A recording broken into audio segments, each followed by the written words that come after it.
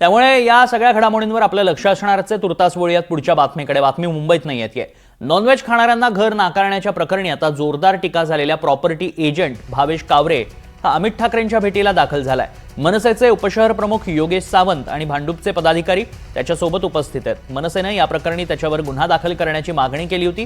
कांजूरमार्गमधील त्याच्या कार्यालयावर मनसेने आंदोलनही केलं होतं। त्यानंतर आता ही भेट पार पडतीये।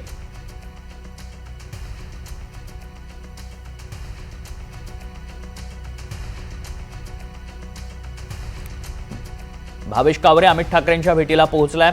भावेश कावरेने एक प्रॉपर्टी दाखवली होती ज्यामध्ये प्युअर व्हेज असणाऱ्याच कुटुंबाला हे घर विकण्यात येईल असं सांगण्यात आलं होतं। असा प्रचार त्या प्रॉपर्टीचा करण्यात आला होता, त्या घराचा करण्यात आला होता। ताडदेवमधील ते घर होतं आणि त्यावरूनच या वादाला सुरुवात झाल्याचं पाहायला मिळालं। अखेर भावेश कावरे अमित ठाकरेंच्या भेटीला पोहोचल्याचं पाहायला मिळतंय। अधिक माहिती जाणून घ्या आमचे प्रतिनिधी ऋतिक गणकवार सध्या संपर्कात आहे। ऋतिक, भावेश कावरे पोहोचलाय अमित ठाकरेंच्या भेटीला, काय घडतंय या भेटीत?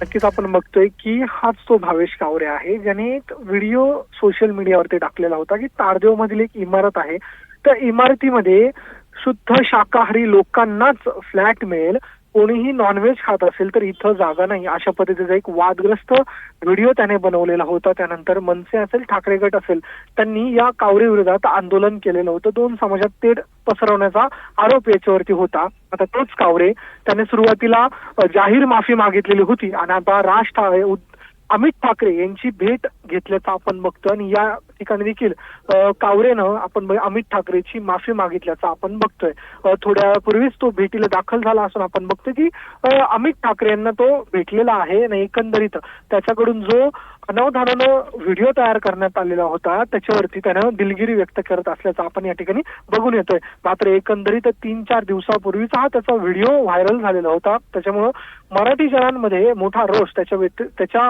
विरोधात व्यक्त करण्यात आलेला होता। त्याने अनेक कारणही दिले तो व्हिडिओ का काढला, मात्र एकंदरीत अनेक मराठी जनांच्या भावना दुखावल्यानंतर अखेर त्यांनी या ठिकाणी आता माफी मागितल्याचं पाहायला मिळतं आणि थेट तो आता अमित ठाकरेंच्या भेटीला देखील पोहोचले आणि त्यांच्यावर देखील त्याने माफी मागितली आहे। नक्कीच धन्यवाद ऋतिक, आपण दिलेल्या सगळ्या सविस्तर माहितीसाठी।